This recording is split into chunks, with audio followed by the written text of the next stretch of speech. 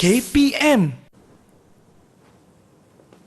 Hai, Assalamualaikum dan salam sejahtera. Anda sedang menonton rancangan DDTV KPM bagi sukses SPM 2022 Pecutan bersama saya Syafiqah Farahin. Dan untuk 1 jam ini kita akan mengulang kaji dan melatih teknik-teknik menjawab soalan kerana ini adalah mata pelajaran yang sangat penting iaitu sejarah di mana wajib lulus bagi SPM. Jadilah inilah masa untuk anda betul-betul ulang kaji supaya lulus dan juga insya-Allah cemerlang. Jadi sebelum kita mulakan, jom kita saksikan terlebih dahulu profil guru kita pada hari ini.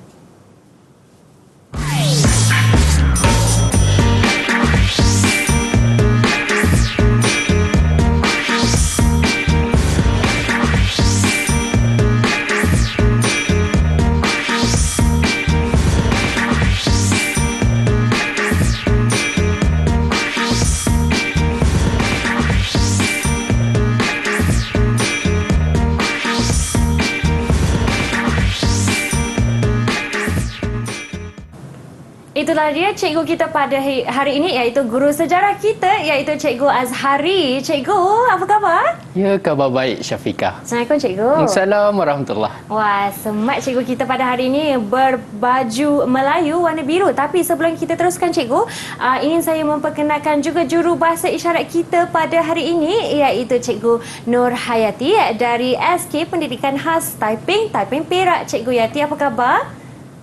Okey, terbaik. Terima kasih kerana bersama kami pada hari ini. Baiklah Cikgu Azhari, sebelum kita mulakan, apakah yang kita perlu beri fokus kepada sejarah kertas 1 terlebih dahulu Cikgu? Silakan Cikgu. Okey, terima kasih Syafiqah. Untuk kertas 1, beberapa perkara yang kita akan bincangkan pada hari ini Syafiqah. Ya Cikgu. Berkaitan tentang format dan kita akan membincangkan juga bagaimana untuk menjawab soalan kertas 1 dalam jangka masa yang kita dah nak dekat SPM. Betul, pecutan cikgu, ya, jangka masa yang sangat pendek. Okey cikgu, jom kita mulakan cikgu. Okey, terima kasih Syafiqah. Perkara yang pertama, sebelum kita membincangkan apa-apa perkara, saya nak calon ingat kembali tarikh dan jadual pentaksiran bagi SPM, terutama sekali bagi mata pelajaran sejarah. Okey, mengikut jadual ini kita ada sejarah untuk kertas 1, kita akan laksanakan pada 23 Februari pada hari Khamis jam 8.15 pagi sehingga 9.15 pagi. Dan untuk sejarah kertas 2 kita akan laksanakan juga pada hari yang sama pada jam 10.30 pagi. Dan saya nak juga calon-calon di rumah ingat juga sejarah adalah mata pelajaran wajib lulus. Nak tak nak Syafiqah, ya, cikgu, mereka kena elakkan gagal. Ya, betul. Untuk dapatkan sijil. Jadi perlu beri fokuslah pada hari ini ya. Murid-murid semua sediakan pen dan pensel anda untuk catat nota dan segala tips yang Cikgu Azhari akan kongsikan. Cikgu? Okey, terima kasih. Dan ini adalah format pentaksiran bagi kertas 1241, minta maaf, 1249 Palang 1 Sejarah SPM 2022. Untuk kali yang kedua, format yang baru ini kita laksanakan. Okey, dan seperti mana yang terpapar di sini, kertas 1 adalah sebuah ujian bertulis dan akan membincangkan dan kita akan menyoal soalan-soalan aneka pilihan. Tak banyak Syafiqah, 40 soalan je. 40 sahaja, 40 tak banyak sahaja. Okay. dalam masa 1 jam. Dan kita akan menyoal calon-calon SPM dari pelbagai sudut. Okay, kita nak ingat, kita nak tahu calon ini ingat atau tidak fakta, dia faham atau tidak, ataupun dia boleh menganalisis atau tidak apa yang mereka telah belajar selama 2 tahun ni Syafiqah. Okay. Dan seterusnya, ini yang saya bagi tahu tadi, ini adalah soalan objektif aneka pilihan. Saya rasa calon SPM di luar sana dah tahu dah aneka pilihan tu bentuknya macam mana. Tapi saya tunjukkan juga 2 bentuk soalan aneka pilihan. Yang pertama berbentuk seperti ini. Kita ada soalan, kita ada petikan, ada soalan dan juga kita ada pilihan jawapan A, B, C, D. Dan untuk soalan sebegini, calon-calon SPM di luar sana hanya boleh menjawab 1 jawapan sahaja. Tidak boleh lebih dari 1. Ini bentuk yang pertama. Bentuk yang kedua adalah soalan aneka pilihan seperti ini. Ada stimulus, kita ada soalan dan kita ada beberapa pilihan. 1, 2, 3 dan 4. Untuk soalan seperti ini, calon-calon mestilah memilih 2 jawapan yang tepat untuk soalan yang disoal. Okey, ada 2 bentuk soalan. Dan juga perkara yang penting sekali apabila anda hendak menjawab kertas 1 adalah anda juga mesti tahu setiap bab yang telah anda belajar dari bab 1 tingkatan 4 sehinggalah bab 10 tingkatan 5. Okay. Ini sebenarnya jejak pembelajaran ini sangat membantu calon-calon SPM untuk menjawab kertas 1. Okay, contoh. Okay, dalam bab 1 tingkatan 4 ada menceritakan tentang warisan negara bangsa. Okay, jika soalan itu dari bab itu, anda tahu bab itu dan sebenarnya memudahkan untuk calon-calon SPM menjawab.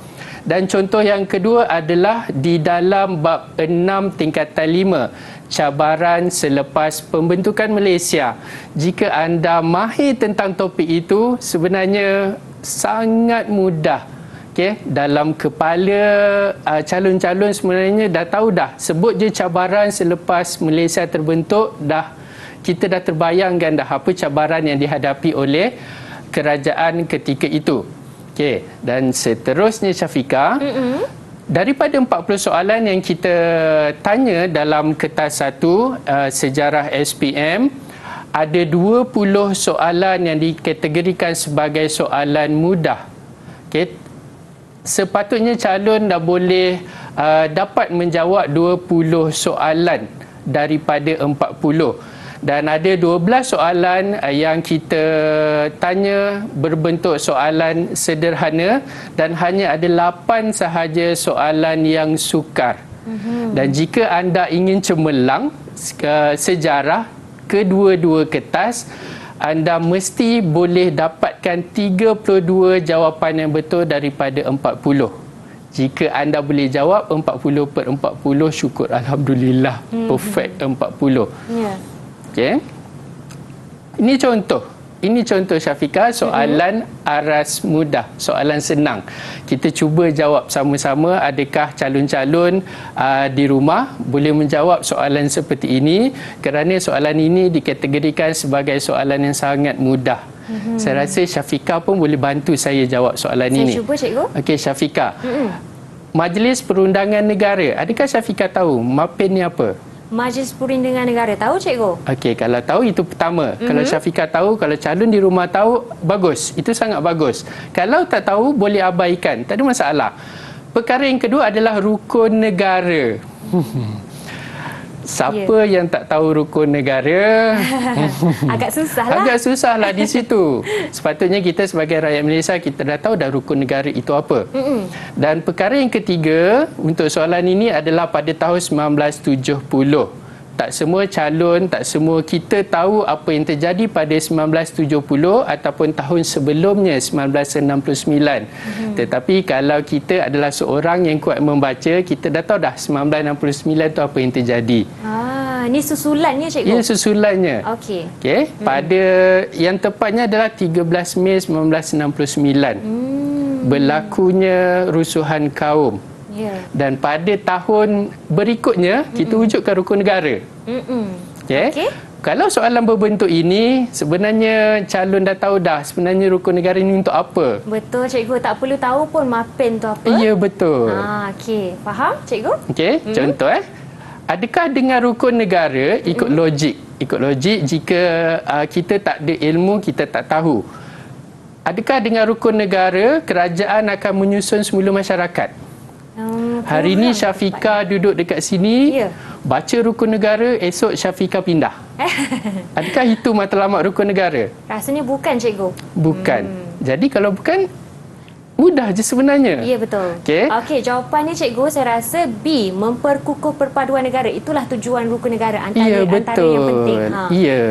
Sebab pada tahun 1969 berlaku rusuhan kaum. Ya. Jadi tahun berikutnya kita wujudkan rukun negara untuk kita satukan semula kaum tadi. Betul cikgu. Baiklah. Okey, itu adalah contoh soalan dan juga sebentar tadi sedikit pembahagian soalan bagi setiap aras, tapi saya pasti banyak lagi teknik menjawab soalan SPM yang kita nak rungkai. Tapi sebelum itu kita akan berehat sebentar dan kembali selepas ini di Sukses SPM 2022 Bercutan. Didik TV KPM. Didik TV KPM. Baiklah murid-murid calon-calon SPM kita, jom kita kembali ke Sukses SPM 2022 bagi Bercutan, dan hari ini mata pelajaran kita Sejarah Kertas 1. Baiklah, untuk segmen ini kita akan beri fokus kepada teknik menjawab soalan. Jadi untuk tujuan itu Cikgu Azhari, silakan Cikgu. Okey, Syafiqah, terima kasih. Kita sambung dengan tajuk seterusnya yang berkaitan tentang teknik menjawab. Kertas 1, sejarah 1249 Palang 1. Dan saya senaraikan di sini berdasarkan apa pengalaman yang saya ada, pengalaman yang tak seberapa ini. Saya senaraikan 4 cara untuk menjawab kertas 1. Yang pertama iaitu penguasaan topik. Okay, calon kena menguasai topik. Yang kedua, kita singkirkan pilihan jawapan. Yang ketiga, berdasarkan kata kunci. Dan yang keempat, mengikut logik dan munasabah. Okay, kita lihat yang pertama berkaitan penguasaan topik. Okay, untuk penguasaan topik, seperti mana yang saya nyatakan awal tadi, calon-calon sekiranya boleh ambil tahulah turutan setiap bab. Kerana turutan itu akan membantu calon untuk menjawab. Okay, contohnya soalan yang pertama,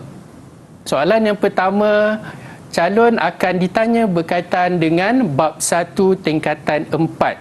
Dan soalan 40, soalan yang terakhir akan ditanya soalan dari bab 10 tingkatan 5. Okay. Calon akan menjawab soalan berdasarkan kronologi susunan yang telah disusun dalam bab buku teks. Okay. Sekiranya calon bolehlah saya cadangkan, ingatlah turutan tersebut, dia akan membantu. Okay. Okay, perkara yang kedua berkaitan dengan topik. Yang ini saya agihkan kepada beberapa era yang calon sebenarnya belajar dari tingkatan 4 hingga tingkatan 5. Ada beberapa tahun. Yang pertama berkaitan dengan Kesultanan Melayu Melaka. Dalam era ini adalah era politik Melayu tradisional. Okay. Calon kena tahu dalam era tersebut apa yang jadi, siapa yang berkuasa, siapa yang ditadbir, bagaimana dengan hubungan luar dengan kerajaan-kerajaan yang lain, Kesultanan Melayu Melaka. Yang kedua pula, era awal penjajahan, bab yang kedua tingkatan 4. Macam mana penjajah datang ke negara kita, apa dia buat pada awalnya. Dan yang ketiga pula pada era perang. Sebut je pasal perang, saya rasa calon di rumah dah boleh tahu dah berapa jenis perang yang wujud dalam buku teks. Hanya ada 2 sahaja. Okay, 2 sahaja. Kalau ada 3 tu, saya tak tahulah buku teks mana yang dia baca. Okay. Yang ketiga adalah era 1946, yang mana British datang semula ke Tanah Melayu memperkenalkan sistem Malayan Union. Ingat 46, ingat Malayan Union. Dan yang seterusnya 1948, kita tentang Malayan Union, kita tak suka, kita wujudkan Persekutuan Tanah Melayu 1948. Ingat 48, ingat Persekutuan Tanah Melayu. Yang seterusnya 1955, kita menuju ke arah kemerdekaan dan kita melaksanakan pilihan raya yang pertama 55. Dari Kesultanan Melayu Melaka sehinggalah 1955 kita belum merdeka. Ingat 1957, ingat merdeka. Siapa tak ingat tarikh kemerdekaan? Tarikh yang antara paling penting di Malaysia. Itu yang kita kena tahu, 1957. Dan tarikh yang kedua sebenarnya yang calon kena ingat adalah 1963. Peristiwa terbesar, sejarah besar untuk negara kita, iaitu pembentukan Malaysia. kita bergabung dengan wilayah lain membentuk sebuah negara yang lebih besar. Dan juga pada tahun 1965 sebenarnya terjadi juga satu sejarah yang besar untuk negara kita. Kita singkirkan Singapura dari negara kita. Sebab tu Singapura tak ada sekarang. Dan juga pada zaman sekarang, macam mana Malaysia ditadbir oleh pemimpin-pemimpin kita.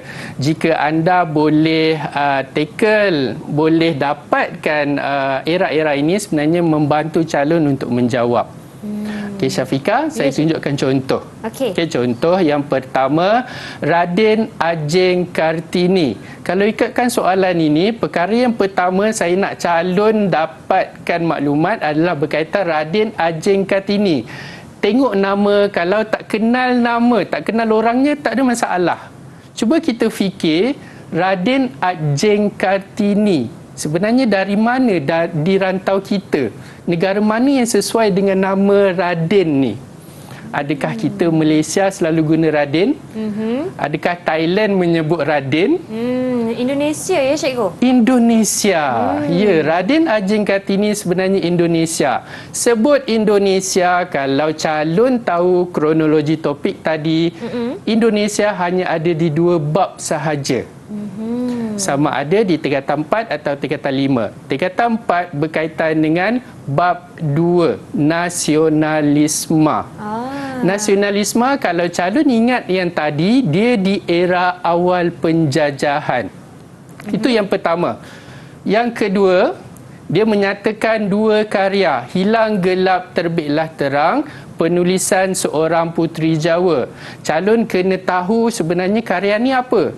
Puisi, sajak, novel, cerpen ataupun buku. Syafiqah rasa? Saya rasa itu ialah buku cikgu. Buku. Raden Ajeng ni telah menulis buku berkaitan tentang nasionalisme. Tapi cerita tentang apa?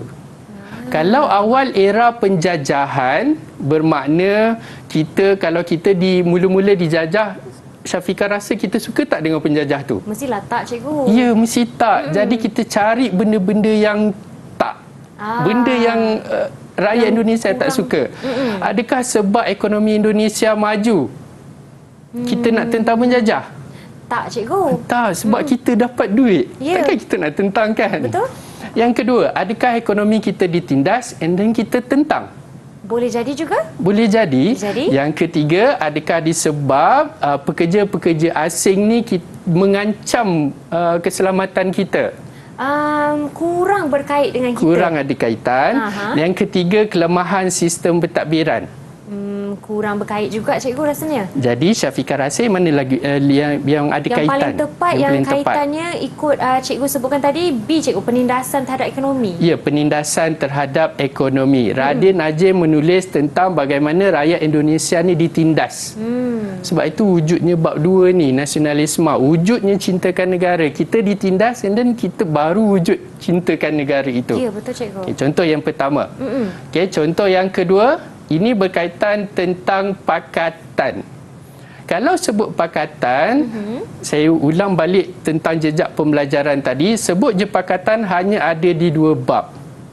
Sama ada di tingkatan 4 bab 3 ataupun di bab yang di tingkatan 5. Untuk tingkatan 3, sebut je pakatan mesti ada kaitan dengan perang. Okay? Dan satu lagi pakatan ada kaitan dengan parti politik. Tapi sekarang ni berkaitan dengan Perang Dunia Pertama. Pakatan dalam Perang Dunia Pertama. Saya rasa kalau calon faham cerita perang, calon dah tahu dah ada berapa banyak pakatan. Pakatan melibatkan hanya 2 pihak. Bukan melibatkan pihak yang ketiga. Okay, ada 2 pakatan. Dan disebutkan sini ada 3 negara membentuk satu pakatan. Apakah negara yang ketiga? Kalau calon kuasai topik, sebenarnya dalam jawapan calon dah boleh tahu dah jawapan dia apa. Sebenarnya yang pertama, Syafiqah. Ya, cikgu. Austria dan Hungary sebenarnya tak wujud dalam Perang Dunia Pertama. Selepas Perang Dunia Pertama, baru wujud Austria, baru wujud Hungary. Itu ceritanya. Tapi dalam Perang Dunia Pertama sebenarnya Austria dan Hungary ini bergabung. Sebenarnya dia satu negara, Austria-Hungary. Kemudian baru dia berpecah. Jadi tak mungkin B dan C. Ya. Sebab mereka adalah sebuah negara. Dia belum berpecah. Okey, B dan C kita dah singkirkan awal-awal. Jerman, antara Jerman dengan Rusia sekarang ni. Kalau calon faham cerita perang, calon dah tahu dah siapa sekutu Austria-Hungary. Sekutunya adalah Jerman. Okey, Jerman adalah sekutu Austria-Hungary dan bermakna X ini adalah Rusia. Okey, Rusia. Rusia ni sekutu Britain dengan Perancis. Mereka melawan Jerman, Austria-Hungary. Okey, dua pakatan tersebut. Okey, ini berkaitan dengan topik. Okey, contoh yang ketiga, ini senang je sebenarnya soalan yang ini. Yang pertama, senarai negeri. Sebut pasal senarai, itu berkaitan dengan 3 senarai yang ada di Malaysia kita. Senarai negeri, senarai persekutuan, senarai bersama yang menunjukkan kuasa kerajaan tersebut. Ini pun sebenarnya kalau kita tengok pada keadaan sekeliling kita, sebenarnya dah boleh jawab soalan ini. Okey, contoh Syafiqah, adakah pertahanan dipegang oleh negeri masing-masing? Ya. Bukan cikgu. Jadi siapa yang pegang pertahanan sebenarnya? Menteri mana? Menteri Pertahanan, cikgu. Menteri Pertahanan. Kalau sebut Menteri Pertahanan, itu adalah kerajaan persekutuan, bukan kerajaan negeri. Jawapan D tak boleh. Sama dengan kesihatan. Kesihatan dipegang oleh Menterinya. Kesihatan. Kerajaan persekutuan. Tak boleh sebab sekarang nak negeri. Adakah pelajaran dipegang oleh negeri? Bukan juga, cikgu. Kita ada Menteri Pendidikan. Dipegang oleh kerajaan persekutuan. Jadi sah jawapan dia adalah tanah. Tanah dipegang oleh negeri masing-masing, senarai negeri. Okey, saya laju sikit berkaitan tentang teknik yang kedua, iaitu menyingkirkan pilihan jawapan. Untuk menjawab soalan kertas 1, saya sarankan, saya cadangkan cari dahulu jawapan yang salah. Jangan cari jawapan yang betul. Kita cari yang salah dulu. Contoh, soalan seperti ini. Dia menceritakan tentang kad pengenalan. Okay, saya rasa semua ada kad pengenalan. Dan diperkenalkan pada tahun 1948. Kad pengenalan bukan pada zaman sekarang, pada tahun 1948. Dan clue dia dekat sini adalah bagaimana kad pengenalan tersebut boleh melemahkan komunis dengan hanya kad pengenalan sahaja, Syafiqah. Adakah, saya tanya Syafiqah ya? Ya, cikgu. Adakah kad pengenalan itu boleh memberi wang kepada tentera? Oh, tidak, cikgu. Tidak sama sekali. Kad pengenalan bukan untuk dijual beli. Jadi jawapan C dah totally salah. Jadi singkirkan. Dan boleh conteng kertas soalan. Okey. Conteng sahaja kertas soalan, tak ada masalah. Jangan biarkan kosong. Okey, gariskan dia. Kalau saya saya ajar, ambil pen, garis. Jangan lagi tengok jawapan itu. Betul. Okey, tengok jawapan lain. Sebenarnya Syafiqah, adakah kad pengenalan ni senang kita nak kira penduduk? Tak boleh, cikgu. Banyak sangat kan? Banyak sangat. Takkan kita nak kumpul kad pengenalan sorang-sorang dan kita kira? Tak mudah. Ada cara yang lagi mudah lah, tapi bukan menggunakan kad pengenalan. Bukan guna kad pengenalan. Jadi sebenarnya kad pengenalan ini, jawapan yang mudah, jawapan dia adalah memudahkan pihak berkuasa mengenal pasti orang awam. Seperti mana saya ambil perbandingan seperti sekatan jalan raya. Macam mana kita nak cari orang salah dalam sekatan jalan raya, kita tengok kad pengenalan. Sama juga waktu zaman komunis. Singkirkan jawapan yang awak rasa memang betul salah. Okay, kita cari salah dulu. Okey, soalan yang kedua. dia bagi di sini sebelum merdeka. Sistem pendidikan sebelum merdeka. Kalau sebut sebelum merdeka, kita masih dijajah. Penjajah kita memperkenalkan sistem pendidikan vernacular yang berdasarkan bahasa ibunda masing-masing. Okey, bahasa Melayu satu sekolah, bahasa Cina satu sekolah, bahasa lain satu sekolah. Okey. Dan sistem pendidikan ini yang kedua dia kata tidak dapat mewujudkan perpaduan. Pendidikan tidak menyatukan kaum. Okay, dia kata kenapa? Kenapa pendidikan tak boleh menyatupadukan kaum? Adakah sebab duit tak ada? Peruntukan kewangan terhad. Adakah kita nak menyatupadukan kaum kita perlukan duit? Tak perlu Syafiqah, tak perlu. Kalau kita nak bersatu tak payah duit, tak payah. Percuma je perpaduan tu. Okey, kita singkirkan awal-awal. Okey, yang kedua, adakah disebabkan kemudahan asas tak ada? Kita kurang kemudahan, kita tak boleh bersatu. Logik tak kat situ Syafiqah? Tak ada kaitan. Sekolah daif pun kita boleh bersatu. Betul cikgu, setuju. Boleh. Jadi antara B dengan C, kurikulum berbeza. Kita tak boleh bersatu. Ataupun tenaga pengajar tak ada, kita tak boleh bersatu. Kalau tenaga pengajar tu tak ada kaitan juga cikgu? Tak ada kaitan. Sebab jadi, kalau cikgunya seorang satu sekolah pun, cikgunya pun boleh menyatupadukan betul cikgu. Kaum. Jadi jawapannya di sini adalah kurikulum yang berbeza. Syafiqah belajar benda lain, saya belajar benda lain, kita belajar benda berbeza. Macam mana kita nak bersatu? Betul cikgu. Kalau kita belajar benda yang sama, insya-Allah boleh. Mudah dibincangkan. Mudah Cikgu, dibincangkan. baiklah.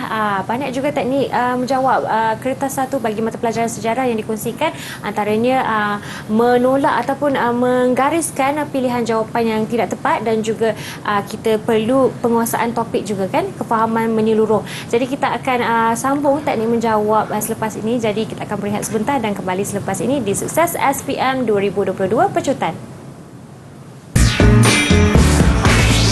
Didik TV KPM. Didik TV KPM. Baiklah murid-murid semua, jom kita teruskan ulang kaji dalam mata pelajaran sejarah bagi kertas 1 bagi slot Sukses SPM 2022 Pecutan. Dan hari ini kita beri fokus kepada teknik menjawab, dan antaranya kita akan menuju ke bagaimana hendak mengeluarkan kata kunci daripada soalan-soalan. Jadi untuk tujuan itu kita jemput Cikgu Azhari untuk mulakan. Cikgu, kata kunci ni macam mana kita nak praktikkan dalam menjawab soalan cikgu? Okey, baiklah. Untuk cara yang ketiga ni, kata kunci, saya tak payah nak explain panjang-panjang lah. Kita terus tengok soalan. Boleh? Okey, soalan yang ini. Masyarakat dalam Kesultanan Melayu Melaka terbahagi kepada dua golongan, iaitu golongan pemerintah dan yang diperintah. Pegang kepada pemerintah dan yang diperintah. Sekarang ni pada era Kesultanan Melayu Melaka, pemerintah ketika itu rasa-rasanya siapa Syafiqah? Semasa bila ya Kesultanan Melayu Melaka? Sultan. Ya, Sultan cikgu. Ya, Sultan. Sultan adalah pemerintah. Yang diperintah? Yang diperintah rakyat. Jadi maknanya sekarang kata kunci di sini adalah Sultan dan rakyat. Okey, saya suka kalau bercerita tentang pemerintah dan rakyat ni, saya jadikan saya seorang sultan. Okey, saya jadi rakyat lah macam tu. Jadi rakyat. Okey. Apakah tanggungjawab saya, apakah tanggungjawab rakyat Syafiqah kepada saya? Okey, sekarang ni soalan dia hanya berkaitan dua pihak sahaja, antara Syafiqah dengan saya. Adakah Syafiqah pula, adakah rakyat menjamin keselamatan seorang sultan? Adakah itu tugas rakyat? Bukan, rasanya itu tugas pentadbiran ataupun sultan ke cikgu? Dia ada pegawai dia untuk menjaga keselamatan diri sultan. Jadi kita singkirkan keselamatan. Yang kedua, sekarang ni ingat dia, calon-calon di rumah, ini antara dua pihak sahaja. Antara saya sultan dan juga dengan rakyat, dua pihak sahaja. Adakah rakyat menjamin keamanan negara? Sekarang ni ingat calon-calon di rumah, ini antara rakyat dengan Sultan, antara Syafiqah dengan saya. Ya. Sepatutnya Syafiqah kena jaga keamanan diri saya. Macam bukan je cikgu. Bukan. Ada silap tu. Silap sebab soalan dia antara kita dua, bukan antara orang lain, bukan melibatkan orang lain. Yang ketiga, adakah rakyat kena memantapkan pentadbiran? Dah sebut pentadbiran tu mestilah pentadbir yang mantapkan. Pentadbir. Jadi pentadbir kat sini siapa? Pentadbir ataupun sultan ya? Sultan saya yang kena mentadbir, bukan Syafiqah. Betul. Jadi faham kata kunci itu betul-betul dan dia boleh membantu calon untuk menjawab. Jadi jawapannya adalah setia kepada Sultan. Rakyat kena setia kepada Sultan. Itulah tanggungjawab golongan-golongan yang diperintah pada zaman Kesultanan Melayu Melaka. Okay, itu maksud kata kunci. Pegang pada kata kunci. Okay, contoh soalan yang kedua. Sistem pendidikan pada zaman penjajah. Sekarang ni kata kuncinya juga berkaitan dengan sistem pendidikan. Okay. Dan kata kunci yang kedua berkaitan dengan nasionalisme. Ingat nasionalisme, tanamkanlah dalam minda anda, nasionalisme itu adalah cinta akan negara. Persoalannya sekarang, mengapakah dengan sistem pendidikan itu boleh menyebabkan wujudnya semangat cinta akan negara? Okay. Kita tengok yang pertama, A. Kemasukan kaum imigran tidak terkawal. Rasa-rasanya Syafiqah. Orang asing yang datang ke negara kita bekerja, ada kaitan tak dengan pendidikan? Tak cikgu, langsung tidak. Langsung tak ada kaitan. Langsung tak ada kaitan. Sekarang ni pegang kepada pendidikan.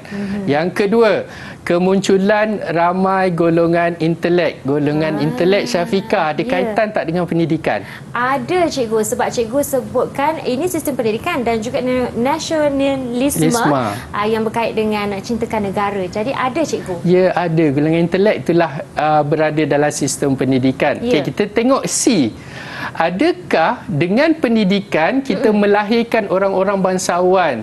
Maksudnya golongan-golongan kerabat-kerabat diraja ni lahir melalui sistem pendidikan? Tidak, sudah sedia ada cikgu. Sedia ada. Okey, memang dah sedia ada. Yang keempat, kepelbagaian sukatan mata pelajaran. Rasa-rasa ada kaitan tak dengan sistem pendidikan mata pelajaran? Tidak cikgu, ada sedikit tapi bukan secara bukan terus. Jawapan dia. Okey.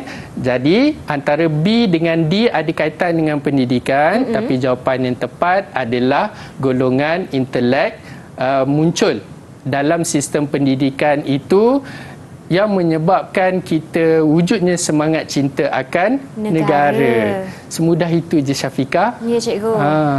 Okey, saya sambung. Kita bagi contoh yang ketiga. Dan kali ni saya nak calon dekat rumah fikirkan jawapan dia bersama-sama dengan saya. Konsep daulat. Yang pertama, untuk soalan ni kata kunci dia adalah konsep daulat. Okey, kalau tak tahu konsep daulat, saya sambung kepada politik. Sebut politik ada kaitan dengan pemerintahan pentadbiran. Kalau tak ada clue lagi, saya bagi lagi kata kunci yang ketiga, Melayu tradisional. Sebut Melayu tradisional, tadi saya kata ada kaitan dengan Kesultanan Melayu Melaka. Jadi daulat tu kat mana? Dekat Sultan lah cikgu. Dekat Sultan? Kat mana kita sebut rasa-rasanya Syafiqah? Di kedudukan raja-raja. Kedudukan raja, ada kaitan dengan raja. Dan kalau kita tengok filem-filem lama, jumpa Sultan, kita akan sebut Daulat Tuanku. Daulat Tuanku. Sebut Tuanku ada kaitan dengan raja. Jadi jawapan 1, 2, 3, 4 yang mana ada kaitan dengan raja? 1. Ini dah terang-terang nampak dia tulis kat situ. Memperkukuh kedudukan raja. Raja. Jawapan 1 memang betul. Ya. Okey, Daulat Tuanku, Sultan, raja. Memperkukuhkan kedudukan raja. Jadi jawapan 1 betul. Tengok pilihan A, B, C, D. Okey, kalau jawapan 1 betul, antara A, B, C, D, yang mana ada jawapan 1 Syafiqah? A dan B cikgu. A dan B ada satu-satu. Jadi ada pilihan yang kedua antara 2 dengan 4. Okey, tengok jawapan 2. memperluas peranan golongan pembesar. Daulat tuanku. Ya. Adakah tuanku tu pembesar? Bukan, cikgu. Bukan. Bukan. Jadi dua tak boleh pakai. Jadi jawapan A, 1 dan 2 dah terkeluar dari senarai jawapan lah. Dan terus dapat jawapan Terus cikgu? dapat jawapan dia adalah 1 dan 4. Kita tengok jawapan yang keempat. Ya. Betul atau tidak? Kena semak ya. Mengikat kesetiaan rakyat terhadap raja. Disebut dekat situ. Jadi kalau dah sebut raja ada kaitan dengan daulat, tuanku, jawapan dia adalah 1 dan 4. 4. Okey. Wah, begitu mudah ni kalau kita dapat mengenapasi kata kunci kan, cikgu? Ya, betul. Okey. Dan kita teruslah, kita uji lagi satu soalan berkaitan dengan kata kunci. Sebenarnya untuk menjawab soalan sejarah kita satu ni, sebenarnya kalau anda ada basic berkaitan dengan sejarah negara kita, sebenarnya sangat mudahlah, sangat mudah. Okey. Yang keempat, politik. Tadi saya kata sebut politik, ingat pentadbiran, ingat pemerintahan. Yang kedua, 1948. Awal-awal tadi saya dah sebut 1948 tu sebenarnya apa jadi. Dah disebutlah dekat sini. Berkaitan dengan Persekutuan Tanah Melayu. Dan kata kunci yang ketiga sebenarnya ini, orang Melayu. Agak-agak apa kaitan politik 48 orang Melayu? Ada kaitan dengan orang Melayu? Adakah okey, sebelum kita jawab, calon-calon di rumah, anda fikir sekejap. 1948, jawab soalan saya ni, adakah dah merdeka atau belum? Okey, cikgu. Belum. Betul. Okey, 48 belum. Sebab tu kena tahu tarikh merdeka bila.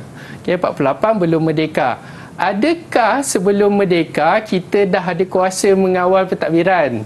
Tidak, cikgu. Kita dikawal oleh penjajah. Ya. Penjajah yang kawal pentadbiran, bukan kita. Jawapan A tak boleh pakai. Okey, jawapan B. Parti-parti politik digabungkan. Okey, saya rasa ini kita skip, ramai yang tak tahu. Dan yang ketiga, syarat kerakyatan dipermudah. Nak jadi warga negara kita longgarkan syarat kerakyatan. Syafiqah rasa kita sokong ke kita bantah? Mungkin kita bantah, cikgu. Kita bantah, tak boleh. Terlalu mudah pula Terlalu kan? mudah, tak boleh. Jadi itulah jawapan dia. Okey, minta maaf, syarat kerakyatan dipermudah, kita tak boleh pakai, bukan jawapan dia. Tapi sekarang ni apa yang diperjuangkan oleh orang Melayu adalah kita nak diiktiraf, orang Melayu nak diiktiraf sebagai penduduk asal. Okey, itu jawapan D. Okey, dan teknik yang keempat. Okey, teknik yang keempat sebenarnya teknik yang jika anda calon baca buku tapi dalam dewan peperiksaan tiba-tiba kita jadi blank, kita jadi blur. Ya. Okey, gunakan teknik yang keempat. Fikir logik, jangan main buah dadu. Itu saya tekankan lagi sekali, jangan baling buah dadu, jangan. Orang kata jangan hentam lah. Jangan hentam. Kena ada logik sedikit. Ya, Sebab kadang-kadang kita fikir. ulang kaji tu, kita hilang apa yang kita ulang kaji cepat-cepat tu. Pecutan katanya. Ya, fikir sikit. Ya. Fikir. Tapi secara logik. Contoh, kasut. Isu kasut. Isu kasut. Yang kedua, nasionalisme. Tadi kata nasionalisme adalah cintakan negara.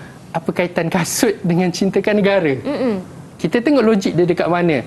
Adakah sebab kita nak mempertahankan industri tradisional kasut?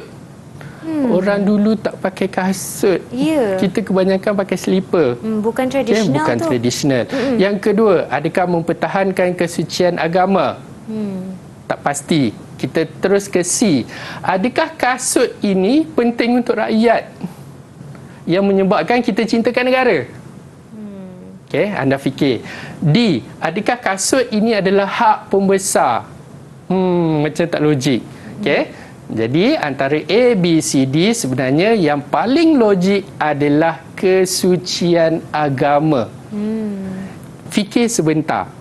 Kalau tempat ibadat anda ada orang asing masuk, kita tak ada masalah. Ya. Tapi kalau masuk tempat ibadat pakai kasut, saya rasa semua Mungkin. orang marah. Ya, perlu Marah. dalam keadaan bersih ya cikgu. Ya, dalam keadaan bersih. Itulah yang menyebabkan kita wujudkan semangat cintakan negara. Kerana budaya orang asing memakai kasut di dalam rumah.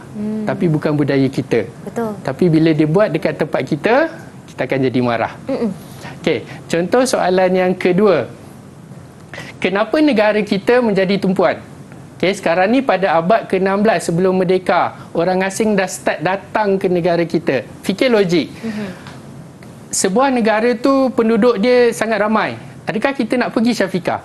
Agak Kita nak kerja dekat negara tu? Tidaklah cikgu, agak sesak dan sangat. susah kadang-kadang nak dapat pekerjaan juga. Ya, pekerjaan susah nak dapat. Jadi satu salah, A, B, C, D yang ada satu, A, B. A, B dah tak boleh pakai. Tengok C, D. C dengan D yang mana ada sama? 3 cikgu. 3. Jadi jawapan 3 betul. 3 sumber asli pelbagai. Ya. Sekarang kita nak cari lagi satu. Adakah lokasi strategik ataupun tenaga buruh banyak? Kita nak cari kerja dekat negara orang. Ya. Tapi negara tu dah banyak pekerja. Adakah mereka memerlukan kita? Tidaklah cikgu. Tidak. Jadi jawapan 4 salah. Jawapan dia adalah 2 dan 3. Itu jawapan dia. Okey? 2 dan 3. Okay, fikir seperti itu. Jangan main, bak kata Syafiqah tadi, jangan main tam. Jangan baling dadu. Jangan. Sebab sejarah ni kita tengok ada juga logiknya dalam jawapan dia kan. Betul. Okey. Okey, dan ini jatah negara. Okey, contoh soalan logik saya bagi jatah negara dan dia bagi dekat sini, kenapa jatah negara penting? Okey, ini hanya sekadar sebuah logo. Dan kenapa logo ni penting dekat kita? Adakah dengan logo ini boleh memantapkan kuasa pemerintah? Okay? Tengok je logo, pemerintah kita berkuasa. Tak. Pemerintah kita berkuasa, kita tengok cara dia kerja macam mana, cara dia mentadbir macam mana, bukan kita tengok dekat logo. Okay? C tak boleh pakai. Adakah dengan logo ini boleh memperkukuhkan hak kita? Kita nakkan hak kita, tengok logo. Logik tak kat situ? Tidak, kuranglah cikgu. Kurang. Kalau kita nak tuntut hak kita, kita kenalah, kalau dari sudut ekonomi, kita kena kerja. Bukan tengok logo dapat duit. Betul. Tak logik. Tak logik dekat situ. Okay.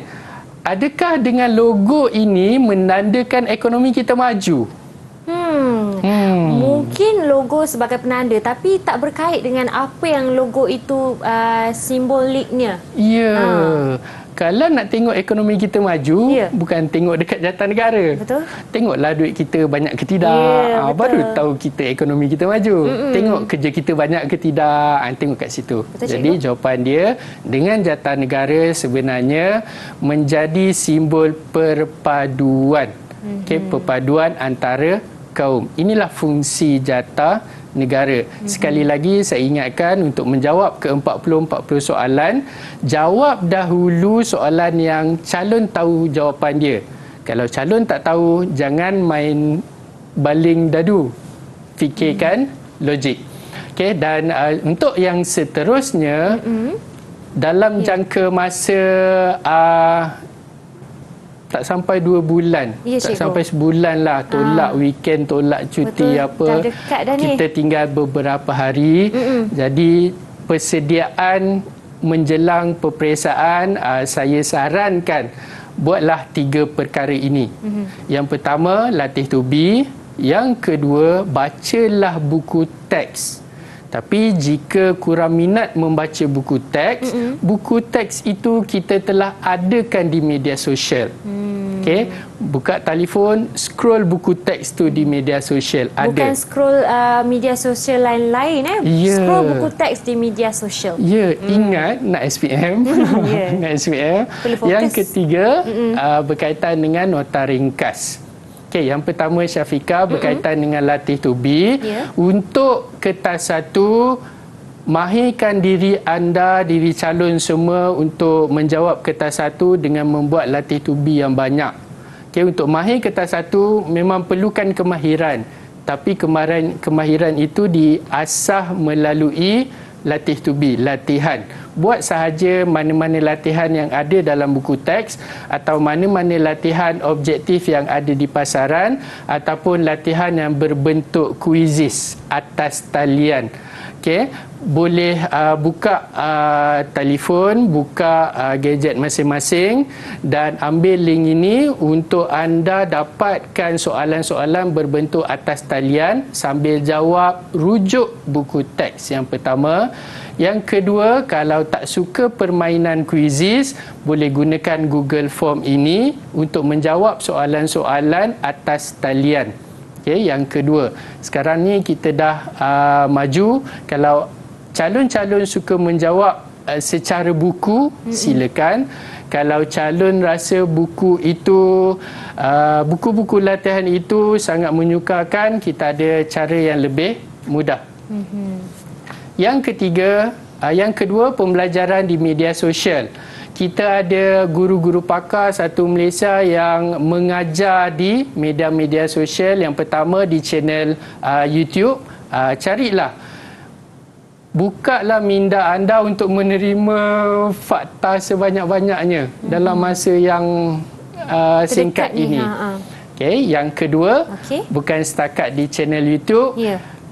Di TikTok juga telah ada channel-channel yang mengajar sejarah. Ya, cikgu. Bukan setakat menari, bukan. Ya. Kita dah jadikan laman ini sebagai laman pembelajaran. Betul, cikgu. Dan juga kalau ada nota ringkas yang kita boleh buat ataupun yang sedia ada pun boleh rujuk kan, cikgu? Ya, boleh rujuk juga nota-nota ringkas ini untuk memudahkan calon membaca sejarah lah untuk memahirkan diri anda menjawab kertas satu. Baiklah Cikgu Azhari, itulah 3 persediaan menjelang pentaksiran kita ya. Jadi amalkan 3 itu dan insya-Allah anda boleh lulus dalam mata pelajaran kertas satu sejarah. Okey, kita akan berehat sebentar dan kembali selepas ini di Sukses SPM 2022 Pecutan. Didik TV KPM. Didik TV KPM.